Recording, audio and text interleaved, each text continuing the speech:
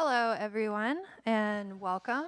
I'm JoAnna Klein. I'm a science journalist. You may have read some of my work in the New York Times science section. I write a weekly column called Trilobites.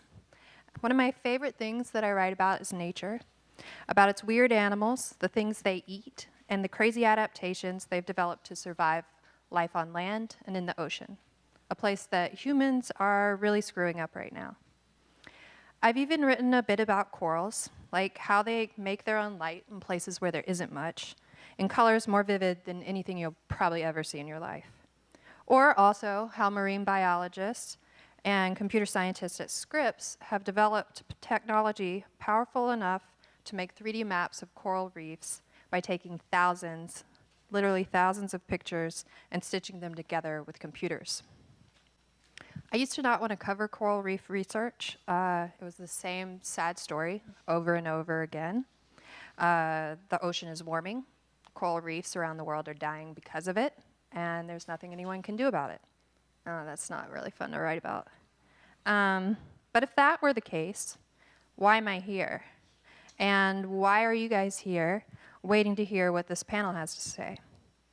Are we all just a bunch of masochists? Do we like watching the world die?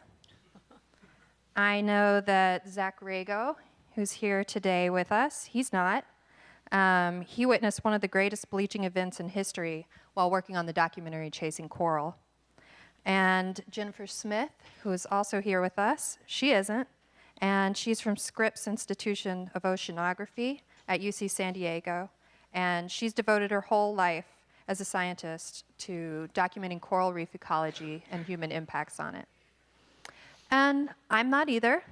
It's kind of my job to take note of these things, and if you do enough work researching nature, then eventually, if you didn't care about it before, you start to, when you learn how amazing it is and the fascinating adaptations that life has created to survive nearly any threat.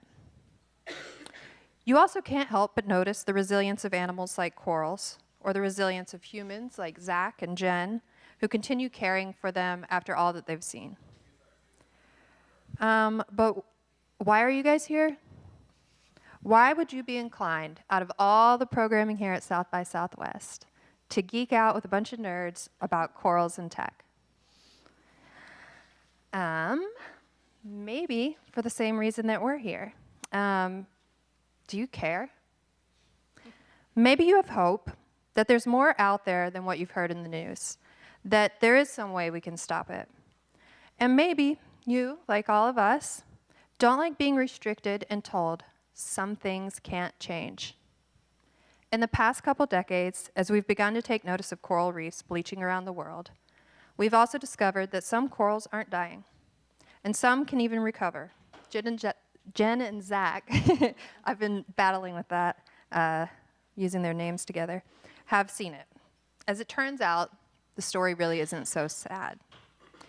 How do we know this? Technology. For mapping coral reefs, studying them, capturing how they change over time and the conditions that make them live or die, that technology is evolving fast. We've got drones, 360 cameras, underwater microscopes, powerful computers, insane new robotics, and opportunities to learn more than we've ever known before. As long as we continue to have people who continue to fund it and care for it. And this technology also makes it possible for you to make change too. It connects you. It lets you see an otherwise invisible world living and changing. And one day, it might be easy enough for you yourself to use. Of course, none of this comes easily, but this is how far we've come, and this is where we hope to be in the future. So, once again, thanks for coming. And while you're here, feel free to use our hashtag, coraltech, to share info or ask us questions. We'll try to answer as many as we can afterwards. There's a 10-minute Q&A at the end of the panel. And Jen and Zack have also brought some VR thingies, devices. Since we're talking about tech, let's use a proper word. And they'll be in the back of the room if you're interested in checking that out afterward. So we've got a lot to cover, so let's get started. I think a lot of us, if you're in here, you probably think you know what a coral is. They make pretty homes for a lot of animals. They're really important to the ocean. They're in trouble. But what are they really? Jen, in your work, you've seen corals all over the world. Can you tell us more about what they are and how they live? Sure, my pleasure. Corals to me are one of the most fascinating organisms on the planet. They're literally one of the most simple organisms. They are just a tiny little polyp that looks something like a sea anemone that has a ring of tentacles and a mouth. And those corals, they can essentially divide into two individuals, and those two individuals remain connected together. And over time, they can continue to divide and divide and divide. There's a little coral polyp shown there. And they can form these massive colonies that could have thousands, millions of these little polyps connected together. They also have these little brown dots in them, which are symbiotic algae that live within their tissue. And those brown dots photosynthesize and directly translocate food into the coral's stomachs, which means that they don't have to feed a whole lot externally. So it's like having a garden that lives in your stomach that's just constantly giving you food. So they have this remarkable capacity to thrive in these nutrient-poor, crystal clear waters, forming these massive structures. That coral's probably over 500 years old. This one is over 100 feet tall. This is all one living organism, all created from one genetic entity that's produced by millions of those polyps. And they create these geologic features that we can see from space, protecting islands from storm damage and erosion. And then you have millions, or not millions, thousands of coral species that create these complex landscapes that we call coral reefs. Branching, plating, mounding species, all that create essentially a landscape. We call them ecosystem engineers because they're building that habitat as they lay down this calcium carbonate or limestone skeleton underneath that soft tissue. So they're essentially living rocks that provide this amazing architecture that provides home for millions of species. Right, and they only make up 0.1% of the ocean floor. So why should we care about them? Why do you care about them? Yeah. So yeah, if you put all the coral reefs on the planet together into one area, they would occupy an area about the size of the country of France. Yet they're home to an estimate of about half of all marine species. So all species in the ocean can be found on coral reefs, which occupy, again, less than 0.1% of the Earth's surface. So they're these living museums. We're estimated between 1 and 9 million species live on a coral reef. They're also incredibly important for humans, for subsistence, for fisheries, for tourism, for generating revenue in a lot of island nations around the world. They're also incredibly important for protecting islands and coastlines from storm damage and erosion, as I mentioned, because they create this living barrier around islands. And they're also, of course, important just for their natural beauty, and many of us feel very passionate about them because of all these important ecosystem services that they provide. And that can all be attributed to those little corals that are creating these landscapes. Wow, thank you. And Zach, you're from Colorado, which is landlocked, and thousands of miles from any ocean. In chasing coral, though, you're described as a coral nerd. I know you spent a lot of time as a child in Hawaii, got your degree in evolutionary biology and ecology at Boulder, and you've worked in aquariums, ocean and tech outreach, and making underwater webcams. Let's key in on this weird mesh of nature, corals, and making pictures. Briefly, how did you develop this love for corals, and how did you get involved in the documentary? Yeah, my love for corals stems from just really being a nature nerd when I was a kid as a whole. Growing up in the Rocky Mountains, I had access to just lovely natural wonders, right? The Rocky Mountains and creeks and grasslands and all of this amazing life. And so I was just really into it when I was a kid, and then spent a great deal of time in Hawaii, and it just opened this door to the ocean, which is this alien world with all of this magnificent life that humans don't get to experience that frequently. And it just kind of hooked me. It was like the one area of the world that I just felt like was really a frontier. and particularly for taxonomy, which is what I was really into when I was younger. And that just kind of drove me, because I was from Colorado, to get involved in the aquarium world. So you can do all these wonderfully cool things with corals, and you can actually grow them anywhere. I grew them in Boulder for 5 years, and that just built up this knowledge base of coral reef ecology and about the taxonomy behind it all. And I just really fell in love with them, and I did it purely for my own joy. And then one way or another, I met Jeff Orlowski through the tech company that I had, because I was diving for their underwater cameras, and they hired me to put them in the water for them. So I spent a year building customized cameras to take time lapses of coral reefs, and then that kind of spiraled out of control. I was a kid that was supposed to do my job. That was it. And then I ended up on this wild journey of taking time lapses of the largest bleaching event that's ever happened. Cool. Coral bleaching has been documented since the 1980s. The first major event was in 1998, and that wiped out 16% of the world's coral reefs. Since then, we've seen 3 other major global bleaching events, the worst occurring in the last 4 years. Jen, can you tell me what causes a coral or a coral reef to bleach? Sure. Yeah, so corals have a very important relationship with those little algae that I mentioned that live in their tissues that provide them with food.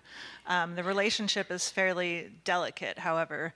When waters in the ocean start warming, typically above 1, 2, 3, 4 degrees above normal for a given reef environment, it causes those little algae to start producing compounds that are essentially toxic to the corals. And so they have to release their algal symbionts into the water, and that causes the corals to turn white. So the algae are the ones that have the pigmentation that give them the kind of golden brown color that they have. And when they release these algae into the water, the corals turn white, which doesn't mean that they're immediately going to die. Essentially, a coral can live without their symbionts for days, weeks, depending on the conditions, for even longer. But if temperatures remain high and they're unable to recover, they essentially starve. So they're living without their garden in their stomachs, and if these events go on for long enough, eventually they will suffer mortality. They can recover and they can regrow. One of the amazing things about corals is their modularity. So you can break a coral branch into 2 pieces, and each of those branches can continue to regrow. During a bleaching event, you can have partial mortality. So part of the colony, like half of my body could die and the other half could continue to regrow. Unfortunately, we have too complex life forms to do that, but corals can essentially do that very simply. So it's a combination of thermal warming and the process that the interaction between corals and their algae that causes them to bleach. Okay, thank you. So now I think we know a little bit more about corals, other than they're pretty and house animals. So we're here to talk about imaging and making pictures of them with high tech. So let's get into it. Can you guys tell me what an image captures that raw data doesn't? Like, why do we need to document corals in the first place? Well, we could easily go down on a scuba dive and collect data in the field, but bringing a camera and taking images home with us allows us to bring a piece of the reef home. It also provides a permanent record, which is really important. I mean, some of the most astonishing or impactful images that I've seen are pictures of reefs from the 70s, you know, from people that were able to go out there and take old film photography and take pictures of the reefs and compare that to what you see now. So it really provides an invaluable record, but it also allows us to extract data from those pictures once we get home, allowing us to spend more time covering more area of the reef when we're actually underwater. I don't know if you have anything to add. And Zach? I think that afterwards you have your time underwater. You can only get so much out of that. You're really limited first in time and just in the energy that you're taking there. But when you take that data set, especially a data set like what Scripps does, then the amount of information you can pull out of those photos is so much more than you could ever do just on the dive itself. So it's just an additive thing that's allowing us to explore these really complex ecosystems that much more in depth. Cool. Cool. You had mentioned some of the pictures from the 70s. I know even before that, I've talked to scientists who said that you have to study underwater, you had to carry like a lead tablet, and and you would just take your notes on it while you were down in the water. And then now there are like plastic ones that you can write on, so that's a little better. But now you still have to do that. You can take photos underwater, but we also have drones and satellites. The resolution is getting a lot better. Jen, you've been working as a marine biologist since you got your PhD from the University of Hawaii in 2003. How has this tech changed throughout your career? From like how they did it initially in the 70s to now? Well, now you're dating me. When I first started doing underwater science, I did actually use a slate and a data sheet and a pencil, and we didn't have cameras unless you wanted to fuss around with film photography. So we would spend the entire dive literally counting corals, measuring how many there were, the area of the bottom that they covered, how healthy things were. So essentially, and at that time it was somewhat nice because you'd come out of the water and you'd have your data. You'd enter it into your computer and you'd already have results that you could process. Then we did move on to using film photography to start documenting reefs, because then you could spend most of your time taking pictures and covering a much larger area rather than trying to do math underwater, which is somewhat challenging. And you could then do all the math when you got back home behind your computer. However, with film photography, you know, it was like a little bit of shooting in the dark. You'd come back and half your pictures are out of focus, or you get a camera flood, and then you lose that whole dive's worth of data. So then we evolved into digital photography, and it really is transformed. I mean, I remember being super careful about every picture I took when it was filmed, because you only had, 30 pictures. Then with the digital camera, you can go in the water and take hundreds of pictures, and you don't really care if half of them are bad. You sort them when you get back. So it vastly improved our ability to image reefs, collecting images and spending the dive, swimming this entire room rather than counting corals in this one little area and taking pictures of that entire area. So it's really transformed our ability to scale what we do underwater and provide this permanent record, which is invaluable. Yeah, and I've heard also that you can get even like super duper close up now with some new tech that's been developed with Jules Jaffe at Scripps. Basically, it's an underwater microscope that can take pictures of things going on in corals down to the size of 1/100th of a human hair, the diameter of a human hair. So why does that matter? What kind of things are corals doing down at that scale? Yeah, so Jules is here with us today, and he's a brilliant engineer and a wonderful person to work with as a biologist, because Jules likes to build really cool high-tech things that allow you to see organisms underwater. He likes to bring the lab into the field, and these images are showcasing some of the things that we can learn with these underwater microscopes. Basically, I talked about the coral polyp. Well, that's really where the biology and the physiology and the ecology is happening. We see corals at a landscape level, but actually when you look up close, those polyps are sharing food with one another. These two polyps are fighting aggressively with one another, and so this is where growth happens. This is where mortality happens. This is where competition happens. And prior to having tools like these underwater microscopes, you really can't see this with your naked eye. And so it really allowed us to see what was happening in action in nature underwater without having to bring corals back to the lab with us. Very cool. So moving out and then in and then back out to the big ones. It took 2 decades to develop ways to create time-lapse pictures of corals bleaching. So we're back to the bad stuff again. Sorry, guys. That seems kind of crazy. Why is this? I'll start with you, Jen, and then Zack. Yeah, well, I guess dating myself again, some of the older scientists, we've been collecting in some ways what is time-lapse photography of corals. It's basically where we would set up permanent locations where we would go every year and take pictures of the exact same spot using a rig like this, which is kind of like an underwater tripod. And it would allow us to see how reefs changed over time with 1-year increments. And so while that isn't necessarily the type of time lapse you might think of, it did allow us to view things like we might be able to see if the images start. But with this, you can imagine it's one time per year. So there could be a bleaching event and we could miss it. And this is the type of technology that we still use actually often for really remote locations. You might only be able to get there once per year or once every other year. And so, you know, again, even with imaging, it's all about your ability to be in the water. This time sequence is still incredibly powerful for showing growth and recovery. It shows this massive bleaching event in 2015 where all that branching coral turned white.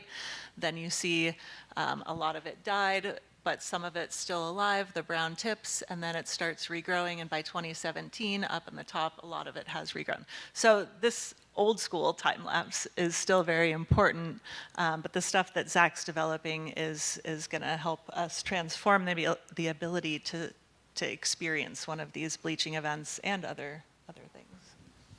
I think the biggest limitation on getting to the positioning of having the ability to take time lapse is you have to remember that the underwater community, and particularly in a marine environment, is extremely competitive.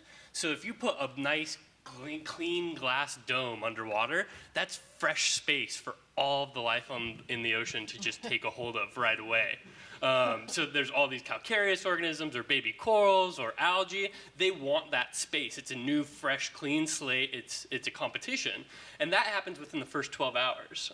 You throw a camera underwater, you come back 12 hours later, your images are trashed because you already have silt and all of these things built up. So the challenge was building our way to technology in order to get ourselves to where we don't need human intervention.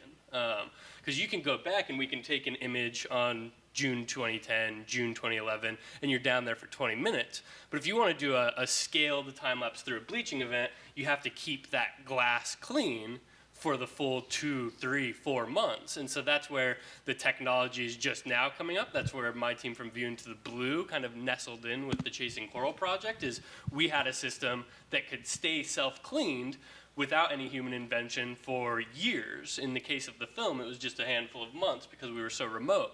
But that was the biggest challenge that we had to get through in order to do time-lapse. And with imagery underwater, is just keeping the camera, the glass clean, is the biggest struggle of all of it. It seems so simple and so rudimentary, yet that's by far the biggest challenge when it comes to imagery underwater on a long-term scale. And things probably like to take bites of your camera gear and bump for sure. into it. Or you get, the worst thing is, so the way that my camera works, or the way that we solved this problem, is neodymium magnetic rings. It pulls a windshield wiper around a glass dome, literally like you clean off your windshield. But every now and then we get little conical snails that like to make their house inside of the thing. And so when it spins around my glass dome, it just eats away and scratches it. So, but we solved that by putting a little strip of copper on the inside, and all invertebrate life hates copper. Yeah. Interesting. So you did get your domes to work, and if you guys have seen Chasing Coral, they work and that's great. And they sit down in the water for months, and Zack gets them back, looks at the photos in his room, and they're out of focus. So how do you show people a thing changing that's like out of focus? So you ended up having to go out there and take the photos manually yourself. Tell us more about that. Yeah, so this is also a really interesting story of how we got really creative from the tech side of things. And it was actually taking a step back from the tech that ultimately made it work best. So I put all of my cameras in the wrong place in Australia during this bleaching event. So all 5 of them were in the south where it didn't end up bleaching, and the heavy bleaching happened in the north. We dropped everything and I went and did this by hand. So 60 sites a day, about 6 hours a day underwater, with a tripod, with a camera, going down and taking these time lapses by hand. originally we had developed all these cool things. I had underwater laser beams and markers on the reef that I'd put the laser beams on to position myself in three-dimensional space, and high extensive note-taking, and all of these weird little things that we did to try and make the time lapses work best. And what ultimately made the time lapses stay in the same position was a laminated sheet of day one. And I would just go down and match up on side of the screen what day one's first image looked like, and that's ultimately what worked out the best for us. So it's kind of like the opposite of what this conversation is really supposed to be about. It's like, yes, the tech is incredible, and our cameras did take amazing time lapses of corals growing in a very healthy environment. But sometimes it's the very going back to the basics and just doing your best to not go too big and too broad and make yourself work too hard, but just finding the path of least resistance and making it work. But it also takes a great deal of time. Like, I know most people, like, I assume that Jen couldn't go out and, like, live on Lizard Island and camp out for 2 months. It's not the way that science is positioned right now, and so it takes a lot of logistics to do something like that as well. So it's the tech that makes our lives so much easier, and then if you have the commitment to see something like a bleaching event where you feel obligated to capture it, then there's kind of that sacrificial period where it's like, put yourself out there and just do it. Right, and Jen, don't scientists still, marine biologists, have to have like a lot of dive training? Can you, I mean, obviously, but can you tell us about that?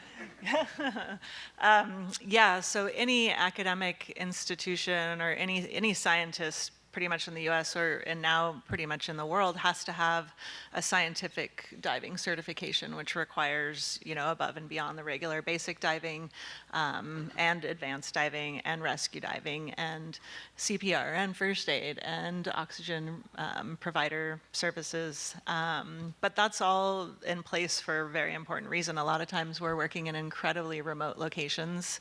As you guys can probably imagine, working underwater where you don't have, gravity, you've got, you're trying to swim around in a fluid environment, there's current and surge, and you're carrying all this heavy equipment. It's like, imagine a bird flying around in a really heavy windstorm where they're trying to navigate themselves, and we're trying to put up experiments or set cameras up and try to get things in focus. And so it does end up being fairly challenging, but at the same time, it's something you just get used to. I mean, for me, I feel weird underwater if I don't have stuff in my hands, especially a camera nowadays.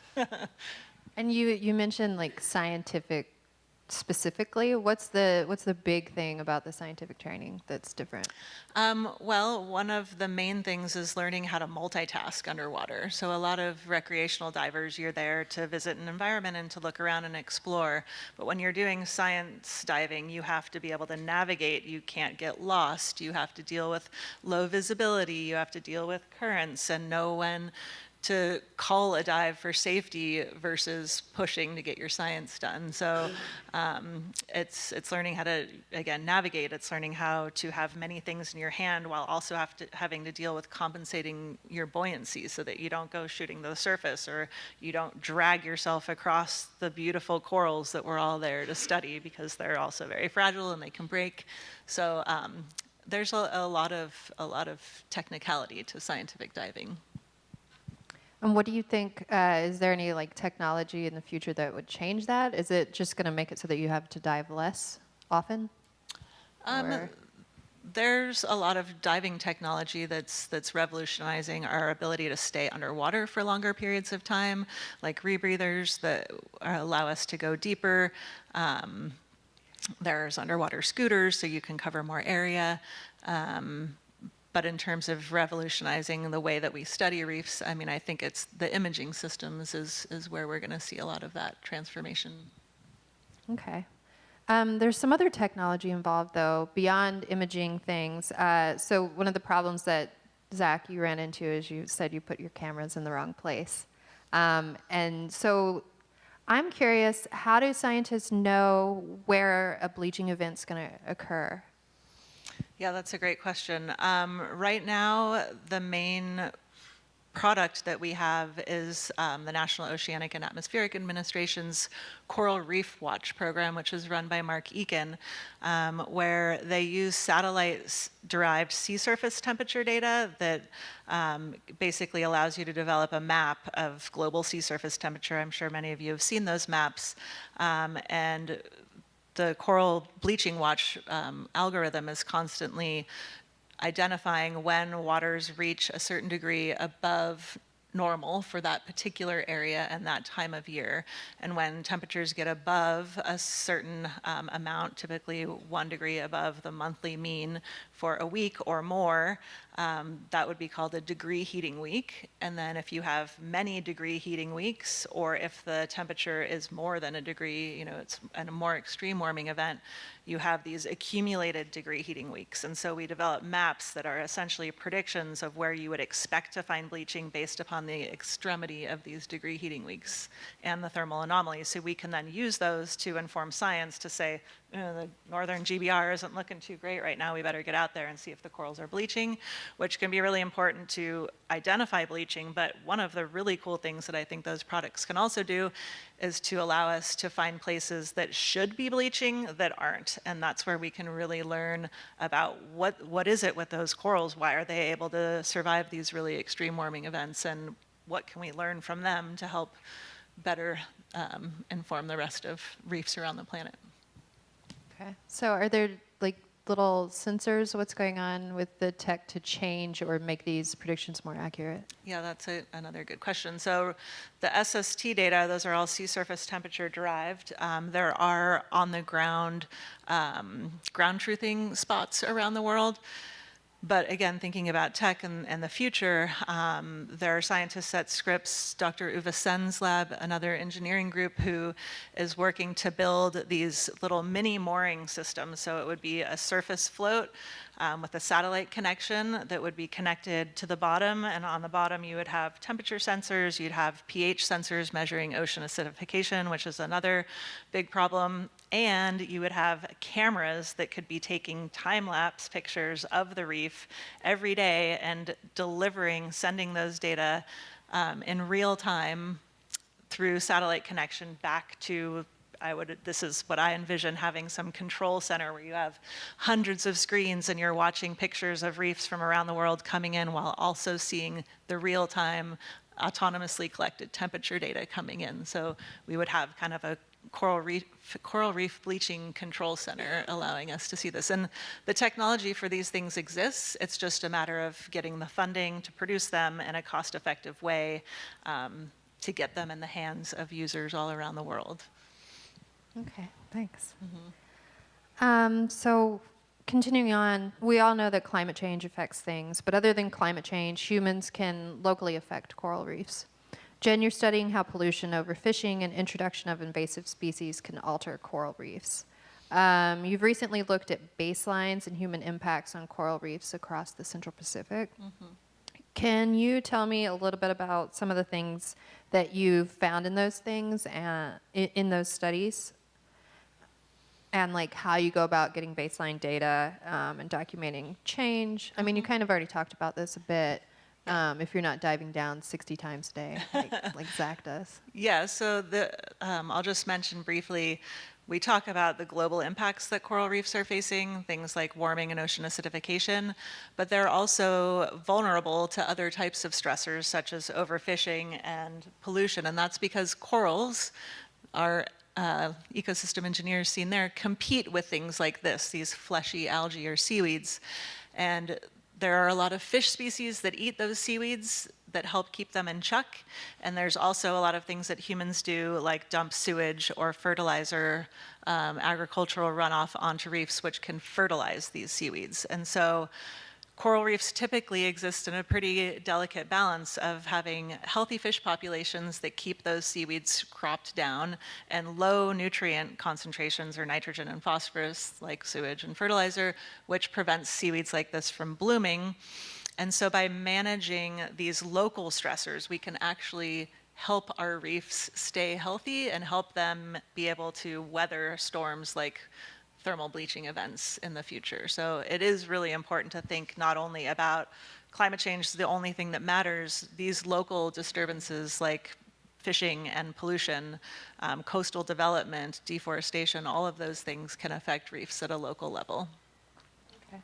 And Zach, what kind of stuff are you doing to kind of keep your eyes on the water? Yeah, it's a view into the blue with the cameras that we made previously. We custom built these time-lapse cameras for the purpose of chasing coral, but their original intention was actually as webcams. So we have cameras all over the world that you can go online and literally just watch what's happening on a reef. So that's kind of like time-lapse. You could take images from it and build a time-lapse out of the image data set that you have there. But more than anything, it's just eyes on top of a little portion of a reef. So it does create a really good baseline for information on potential changes into the future. So that's kind of one of the things. I think the biggest dream that I have for baseline footage would be to get these time-lapse cameras back out onto reefs and actually watch recovery, because recovery is something that doesn't get the same attention that the mortality does. And so much of what happens on this planet is in the slow lane. When you use time-lapse and when you have this ability to utilize imagery to manipulate the way that you're all viewing this, that's really where I think the baseline data is headed right now, is like to give people a little bit of perspective shift onto what's happening in nature.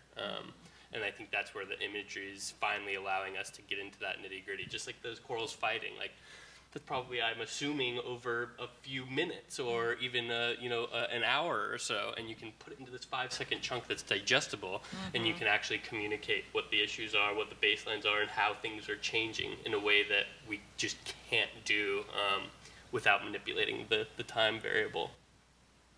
Yeah, it takes a lot. It's a lot faster to see like bleaching than like the little regrowth things. And all corals and coral reef systems are different. Jen's going to tell us a bit about that. You're involved in this project called the 100 Island Challenge, which is a global collaboration led by scientists at Scripps using new technologies to document how they are different. Can you tell me a little bit more about this project? Sure, be happy to. So the 100 Island Challenge is a collaborative project with Dr. Stuart Sandin, who's actually here and is our VJ. Myself, Dr. Brian Zaglinski at Scripps, as well as a whole team of engineers at the UCSD School of Engineering, Qualcomm Institute, where we're using novel imaging technology to study coral reefs around the planet. As you mentioned, no two coral reefs are alike, and so that's why we have such a huge sample size, 100 islands, to try to capture how coral reefs change over time as they experience different conditions. So, for example, we have different geologic ages of islands, we have different human population densities, we have different oceanographic conditions as we move across islands around the entire Pacific and the Caribbean. And because of that natural variability and the anthropogenic variability, we don't expect every reef to change over time in the same way. And so, hence the 100 islands. We go out into the field, we use this novel imaging system. It's essentially just taking lots of pictures and stitching them together using photogrammetry and structure for motion, which allows us to... Sorry, let me interrupt. What's photogrammetry? It's essentially you take thousands of images and using anchor points, it can essentially, if we just took one picture of this bottle, we would just have it in 2 dimensions. But if we take pictures all around, we can essentially build it in 3 dimensions. And so by taking thousands of pictures with these camera systems, we bring all of those images back, we put them into a commercially available software called Agisoft, which uses structure for motion to now build these 3-dimensional models out of all of the data that we collected. So in a single dive, a 1-hour dive with 2 divers, we can image an area about half the size of this room, and then we can spend the next year extracting all of this data. So these are all corals that have been painted or digitized back in the lab, where we can look at individual species abundances. We can watch massive growth. This is a time series from one reef between 2014 and 2017. So you see, or 2013, lots of little corals in this image, and the next one shows them all. That's a huge amount of growth to see in 3 years. So talking about, growth, it is a lot harder to measure because corals grow slowly. Death is easy to measure because they can die quickly. Anyway, the 100 Island Challenge is using this technology to study reefs around the world, working with local partners to try to ensure that the technology, it's not impossible, it's not entirely difficult. There is some expense to getting it up and running and building a pipeline that allows you to collect the images, to extract data, and to do something with them. But we're working with local partners at all the sites around the world that we work at to try to bring this technology into their hands to ultimately get it to the people that live and depend upon those reefs for their livelihoods. And it's been pretty effective so far. Everybody is so excited to be able to take a dive on their reef back in their living room. A lot of people don't dive. Maybe, elderly people in the community once did dive and used to spearfish. Well, now they can take a dive at any point in time from their couch and enjoy the reefs from home. So they just look and they pull this up on their computer and zip through, or? So using customized software that has been built by our collaborators at the UC San Diego School of Engineering, Vid Petrovic and Falco Kuster, have enabled us, so anybody can build a 3D model. It's fairly easy with these commercially available software programs. Vid has essentially built these programs that allow us to move in this 3D environment. Those lines show the diver path that the diver took as they were collecting images. It allows us to not only move through this landscape, it's pretty cool, it kind of looks like a video game, but it allows us to actually go into that landscape and extract data. There's lots of different data forms, different data formats that we collect. For example, here we're collecting three-dimensional complexity, where you can lay a mesh over your landscape and measure how complex, how much three-dimensionality your landscape has. Looking at cross-sections as you move through that reef, which is really important for thinking about habitat for fish and other animals that live within that reef. This would have taken us thousands of hours to capture as a diver underwater, where we literally would lay a chain across the bottom and measure how much chain it took to go a certain linear distance. It allows us to measure coral species. We can paint within this program in 3D and actually get estimates of surface area of corals. We can measure growth and death and life and rebirth and recolonization. So this software has really innovated our ability to extract information from these 3D models, and it's through wonderful collaborations that we've been able to do this. So. Cool. And Zach, how do these differ from what you can get with 360 camera?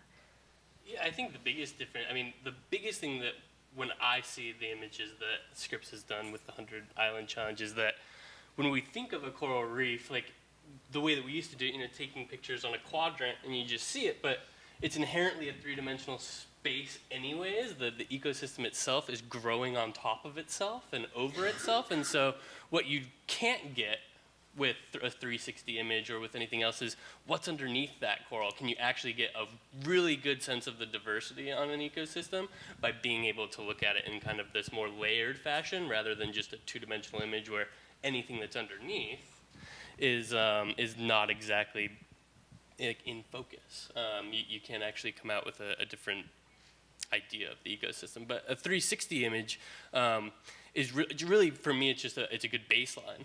It's something that, we can take a ton of them and you can put it on one of these scooters that allows you to roll through an ecosystem, and you can walk away with a 100-kilometer or a 100-meter transect with full 360. You can go do that dive over and over and over again as many times as you want, and then you can go back and do it again after a mortality event or after recovery and be able to see that. And then it obviously has these really cool applications outside of the scientific world. So with this advent of VR, those are now applicable to do really interesting things outside of the lab.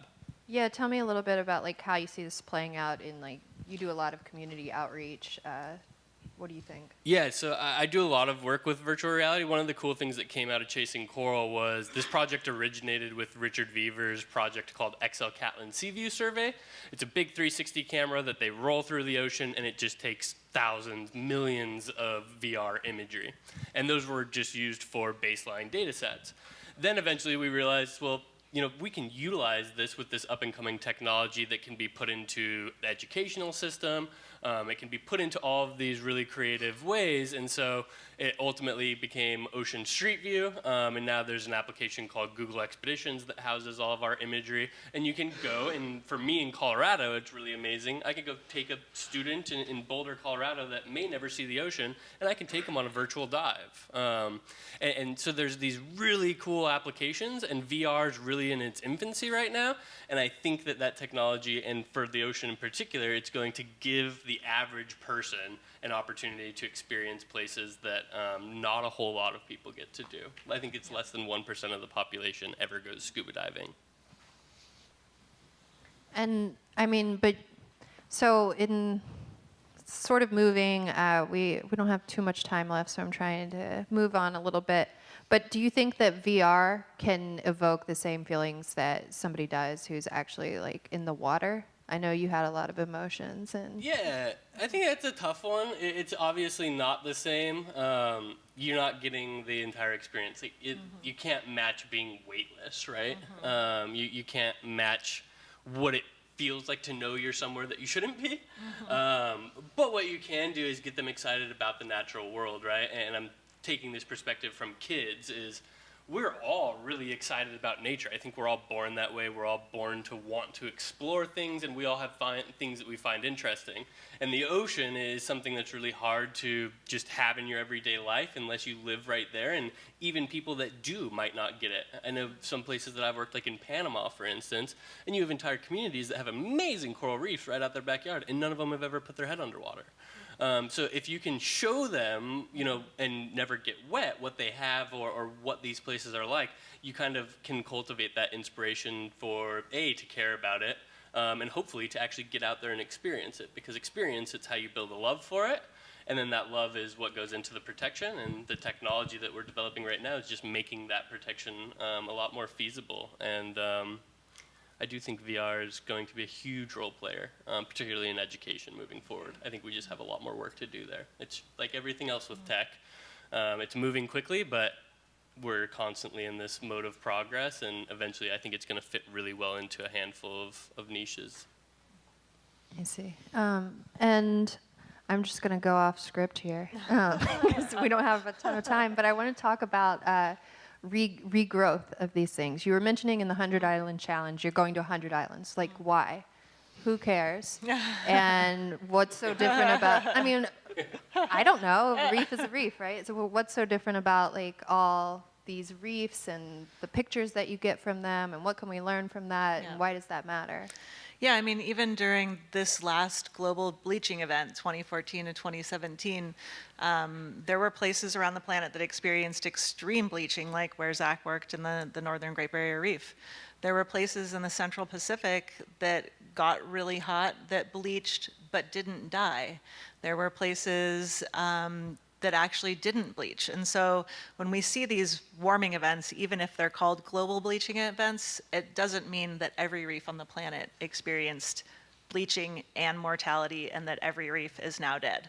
In fact, we've seen many reefs that this video first shows some mortality, but we've had this remarkable ability to watch regrowth. And as I mentioned, corals are so modular. Half of a colony can die and the other half can stay alive, and the half that's alive can regrow back over that massive skeleton that was left behind. And so they can take back over the space that they once occupied. And regrowth, I think, is something that we all are really excited about, and especially after these bleaching events where we see mortality, we now have the opportunity to figure out which places are growing back and why are some places growing back more quickly than others. And most likely it's going to be tied to those local management things I mentioned. Oh, this place happens to have really clean water and healthy fish populations, and it's recovering really quickly because we've managed that system to be as healthy as it can to recover from these big disturbance events. I see. And so I forget where I was going with that, but all right, so they can regrow. Oh, like what percentage I don't know if you guys still think this, but you hear that all the corals are dying. But then I don't, because I talk to a lot of scientists, and a lot say that actually, like, that's not the big story. So, like, what's the percentage? Like, is there a percentage of the ones that are bleaching? Does that make sense, the way I'm asking you? I don't know if there are good estimates of what proportion of reefs during this last bleaching event actually bleached and died. I think that those data are currently being compiled because it was so recent. But definitely, as I mentioned, not all reefs have bleached and died, and in fact, we are seeing recovery at a lot of locations around the world. We definitely have, I know Zack and I both feel a little bit the same way, that we're not saying that climate change and carbon emissions are not a hugely detrimental effect or a factor to the health and longevity of these reef ecosystems, and we absolutely need to address that. The sooner the better, although I know right now it's not necessarily the best time for our government to be taking a firm role in that. But there are things that we can do locally to help keep these systems, give them the best chance that they have, and to weather the climate storm that's definitely inevitable. Yeah, some of the places that I've been diving recently, like, you go there and you have the expectation that it's going to be 100% mortality.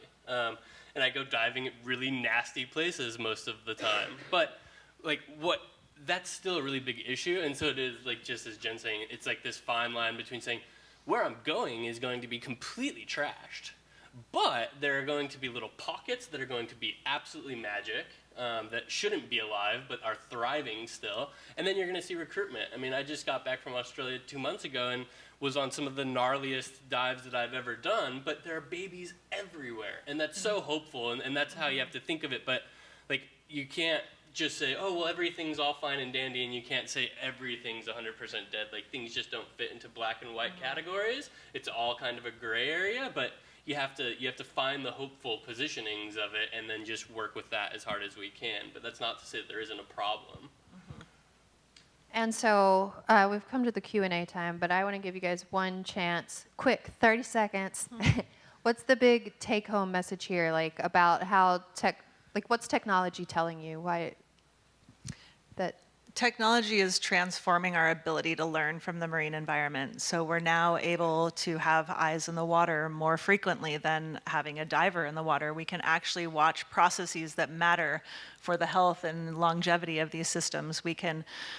We've just having these photo mosaics and this larger scale perspective, we all of a sudden learn that, whoa, those species like to live next to each other and those species like to avoid each other. We never even knew that. It's like what you get from satellite imagery in forests, where forest biologists have known these things for decades, and we're now just beginning to get a glimpse into learning some of these spatial patterns. And it's going to transform and rapidly accelerate our knowledge that we gain from these systems. And I think for me, it's just that all of this tech becomes twofold. Yes, we're getting incredible data, we're getting incredible science, and all of these opportunities for novel research is coming out of it, but it's also totally applicable to share back to the public in really powerful ways. We have, like, the lowest attention spans that we've ever had right now, and so when we have these new technologies that are allowing manipulation of time, allowing us to look at things a little bit differently that we can't inherently do ourselves, that allows us to have a big conversation about communicating the amazing work that is happening on the science, doing it in beautiful ways, doing it in really tangible and digestible ways. And so not only are we getting the cool information out of it, but we're also taking a step forward and making progress to being able to actively and effectively communicate it back to the public, because that's one of the harder things to do, is allow people to know what is happening and to show it in a way that they can take in and run with. They give the reef a voice. Yeah, absolutely. The tech is literally giving the reef a voice. Absolutely. Thanks, guys. So now we're going to open it up to questions, and you can, if you have a question, please just step up to the mic because we're recording it. Hi. Hi, my name is Corey. I'm a product designer, and I'm constantly thinking about how the tech industry can plug into environmental issues, because, as you know, there's no shortage of problems to solve. And so something that hasn't quite been mentioned in this panel is the idea that we can't have Jen Smiths in every corner of the planet. And so something that needs to be considered is how to crowdsource and create citizen scientists. So I'd love to get your insight on how you see the tech industry being able to develop the tools and resources for communities to take action themselves. Well, I think that the technology, like the pipeline for collecting these 3D images underwater, is not rocket science. Essentially, we could spend a half-a-day training session with all of you in this room, assuming that you are all scuba divers and wanted to go underwater and collect images, and you could go out there and collect the images yourself, and you could put them into Agisoft and produce a 3D model. It's the later steps in the pipeline, the data extraction, and then the processing, if we care about using these models for data versus just using them for education and outreach, which also has a huge value, right? In terms of data extraction, there's machine learning algorithms that are being produced.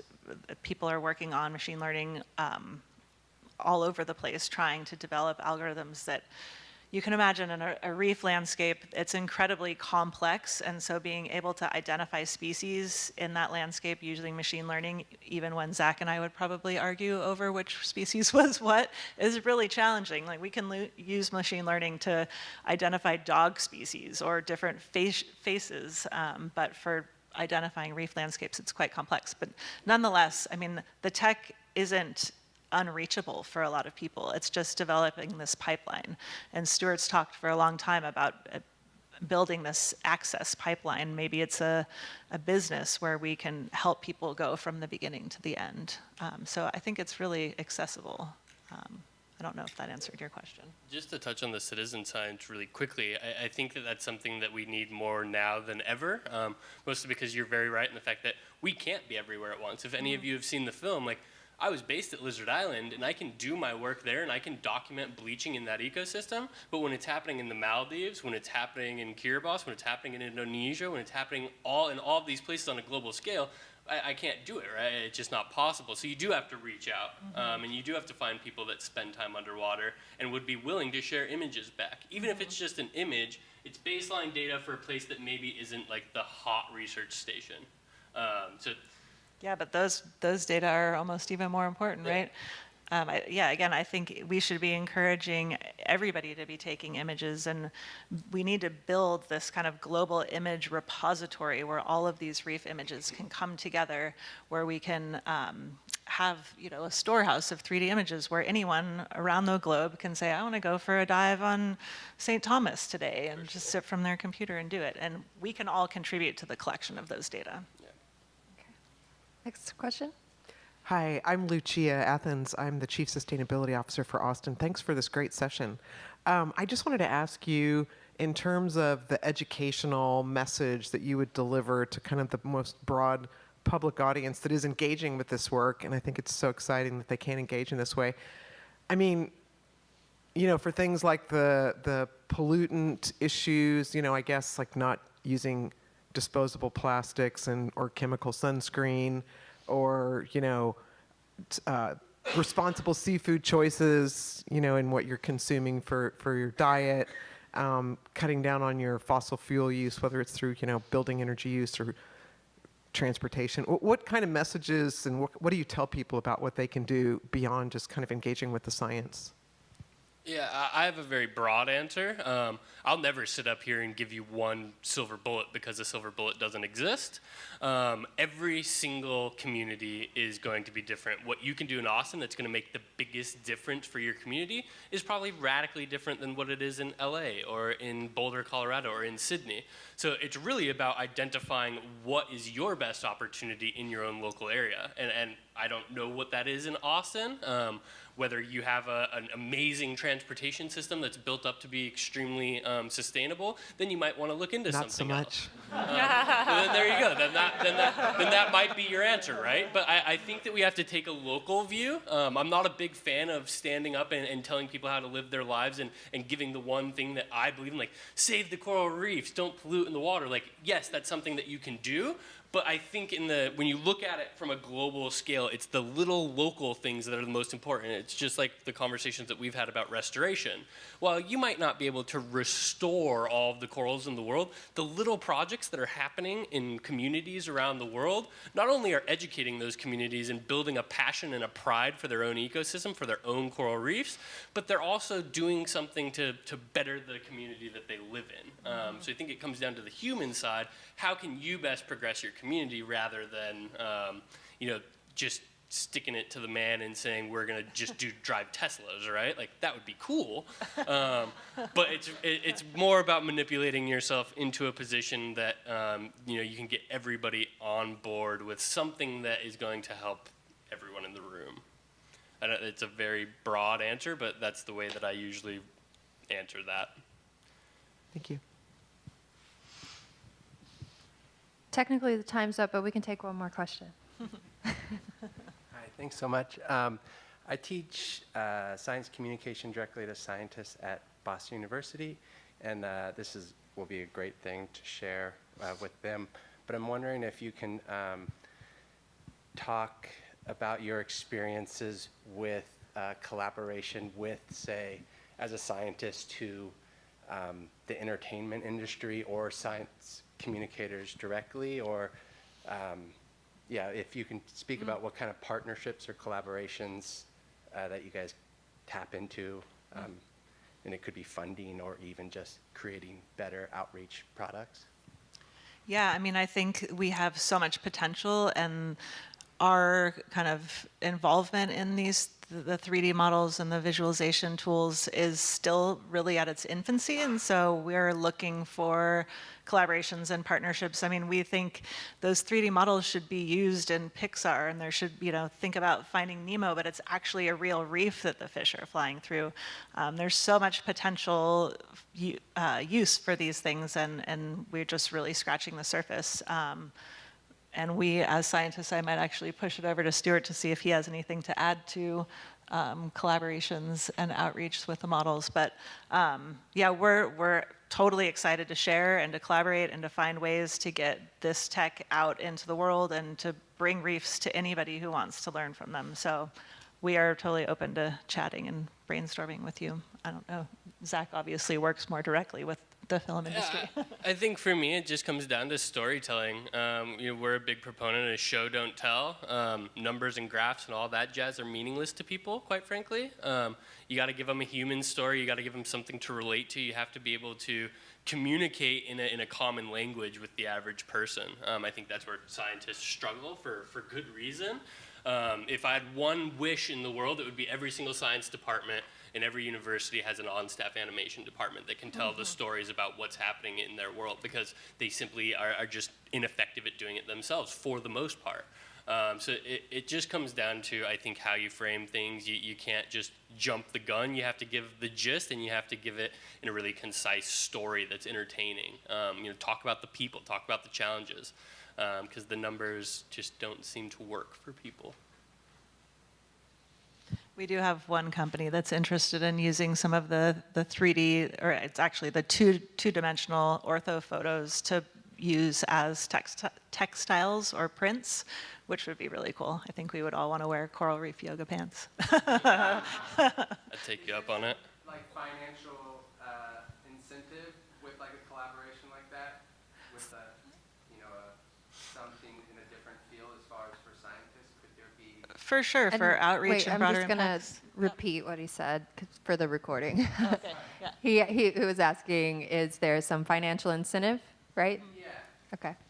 I mean, for any kind of federal grant that any of us apply for, there always needs to be broader impacts and outreach components. So, and most, a lot of scientists do the same old thing. We're going to build a website, and we're going to have this. So the more creative those outlets can be, the more impact they will have ultimately. So there's definitely incentive.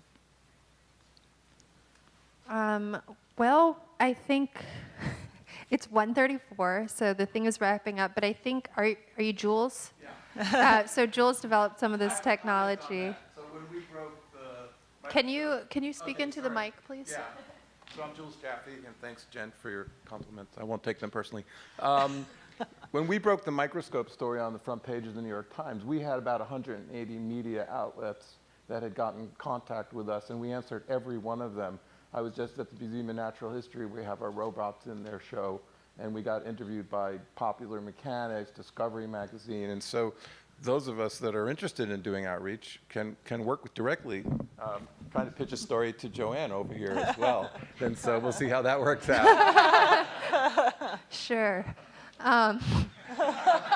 Well, so now we're just going to wrap up. Thanks, everybody, for coming to the panel. If you want to take a virtual dive yourself, there's somewhere in the back left corner, your right corner.